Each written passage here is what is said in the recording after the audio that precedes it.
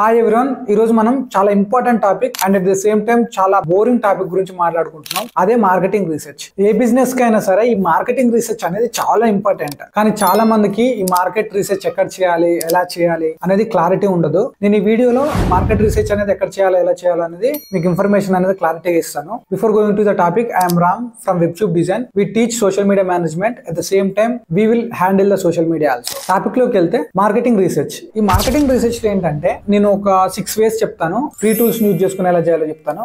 First of all అందరికి తెలిసింది Google trends. మీరు గూగుల్ కి వెళ్ళి సెర్చ్ చేయండి, మీకు గూగుల్ ట్రెండ్స్ అని వస్తుంది. సో ఈ గూగుల్ ట్రెండ్స్ ఏంటంటే ట్రెండింగ్ టాపిక్స్ ఏమున్నాయి, దేన్ని ఎక్కువ చూస్తున్నారు, అండ్ ఒకవేళ మీ ప్రోడక్ట్ కనుక ఏదన్నా ఉంటే ఆ ప్రోడక్ట్ సంబంధించి జనాలు ఏం సెర్చ్ చేస్తున్నారు అనేది మీకు అక్కడ తెలిసిపోతుంది. సో మీరు దీన్ని యూజ్ చేసుకుని మీ టార్గెట్ ఆడియన్స్ గురించి తెలుసుకోవచ్చు. సెకండ్ వచ్చేసి కాంపిటీటర్స్. కాంపిటీటర్స్ అనేది చాలా ఇంపార్టెంట్ అండి. మీరు ఏ బిజినెస్ స్టార్ట్ చేసినా కానీ మీ కాంపిటీటర్స్ ఎవరున్నారు అనేది ఒక లిస్ట్ చేసుకోండి. లిస్ట్ చేసుకున్న తర్వాత మీరు యాడ్ ట్రాన్స్పరెన్సీ సెంటర్ అని ఉంటుంది గూగుల్ వాళ్ళది. మీరు గూగుల్కి వెళ్ళేసి గూగుల్ ట్రాన్స్పరెన్సీ సెంటర్ అని కొడితే మీకు ఈ గూగుల్ వాళ్ళ టూల్ ఓపెన్ అవుతుంది. ఆ టూల్ ఓపెన్ అయిన తర్వాత మీరు ఏం చేయండి అంటే అక్కడ చాలా అడ్వర్టైజ్మెంట్స్ ఉంటాయి. అక్కడ సెర్చ్ లో మీరు మీ కాంపిటీటర్స్ ఎవరైతే ఉన్నారో వారి పేరు ఎంటర్ చేయండి. అప్పుడు వాళ్ళు ఏ యాడ్ రన్ చేస్తున్నారు అనేది మీకు అక్కడ కనపడుతుంది. వాళ్ళు చేసే టోటల్ యాడ్స్ కనపడుతుంది.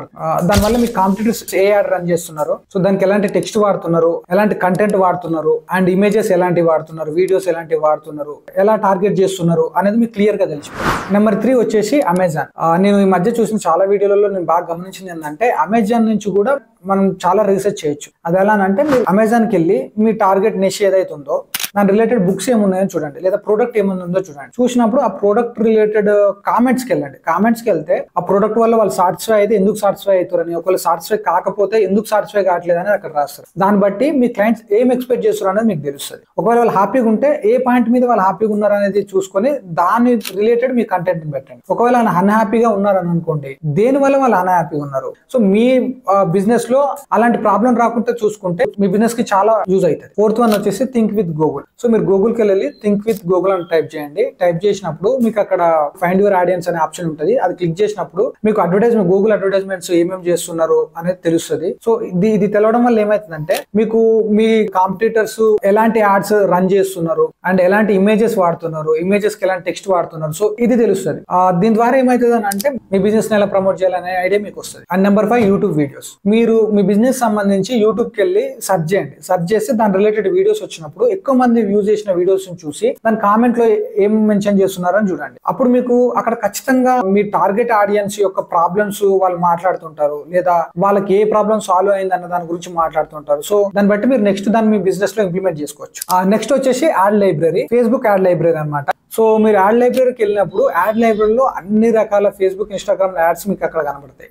ఇక్కడికి వెళ్ళి మీ ప్రోడక్ట్ కానీ మీ ప్రోగ్రామ్ కానీ రిలేటెడ్ సెర్చ్ చేసినప్పుడు దానికి సంబంధించిన అడ్వర్టైజ్మెంట్ మీకు అక్కడ కనపడతాయి. అందులో మీరు ఫిల్టర్ చేయండి. అంటే ఒక 1 year నుంచి లేదా ఒక 6 months నుంచి కంటిన్యూస్ గా యాక్టివ్ గా రన్ అవుతున్న యాడ్స్ ఏమున్నాయి, లేదా ఇమేజెస్ ఉన్నాయా, లేకపోతే వీడియోస్ ఉన్నాయా, ఇవి more than 6 months లేదా 1 year నుంచి రన్ అవుతున్నాయి అనేది మీరు చెక్ చేశారనుకోండి. సో మీకు అక్కడ దానికి సంబంధించిన అడ్వర్టైజ్మెంట్స్ కనపడతాయి. ఏదైనా సరే more than 6 months or 1 year నుంచి ఒక యాడ్ యాక్టివ్ గా ఉందని అంటే దాని అర్థం ఏంటంటే యాడ్ ప్రాపర్ గా రిజల్ట్ ఇస్తుంది కాబట్టి ఆ యాడ్ స్టిల్ రన్ చేస్తున్నారు. సో అలాంటప్పుడు మీరు ఏంటంటే ఆ యాడ్ లో ఉన్నదేంటి, లేదా వీడియోలో కానీ ఇమేజెస్ లో ఉన్నదేంటి, ఆ టెక్స్ట్ ఏంటి, కస్టమర్స్ ని ఆ యాడ్ ఎందుకు అట్రాక్ట్ చేస్తుంది, ఎందుకు అది more than 1 year నుంచి యాక్టివ్ గా ఉండడానికి గల కారణాలు ఏంటి అనేది మీరు చూసినప్పుడు, సో మీరు ఏదైనా అడ్వర్టైజ్మెంట్ చేయాలనుకున్నప్పుడు లేదా కస్టమర్ రిలేటెడ్ ప్రోడక్ట్ ఏమైనా చేంజ్ చేయాలనుకున్నప్పుడు అవి మీకు యూజ్ అని అవుతాయి. ఈ విధంగా యాడ్స్ లైబ్రరీ యూజ్ చేసి కూడా మీరు మీ టార్గెట్ ఆడియన్స్ గురించి తెలుసుకోవచ్చు, వాళ్ళకు మీరు బెటర్ సర్వీస్ ఇవ్వాలి. This is different kind of marketing research. ఇవి కాక చాలా ఉన్నాయి. సో అవన్నీ ఏంటో తెలుసుకోవాలనుకుంటే మీరు నా ఛానల్ సబ్స్క్రైబ్ చేయండి. మీరు ఇంకా దేని గురించి తెలుసుకోవాలనుకుంటున్నారు అనేది మీరు కామెంట్ చేస్తే నేను నెక్స్ట్ వీడియోస్ వాటి రిలేటెడ్ చేస్తాను. అండ్ కామెంట్ లో అండ్ డిస్క్రిప్షన్ లో నా కమ్యూనిటీ ఒక లింక్ ఇచ్చాను. నా కమ్యూనిటీలో జాయిన్ అయితే నేను తెలుసుకునే ప్రతి విషయాన్ని గురించి మీకు అందులో అప్డేట్ ఇస్తాను. This is all about this video. Thank you very much.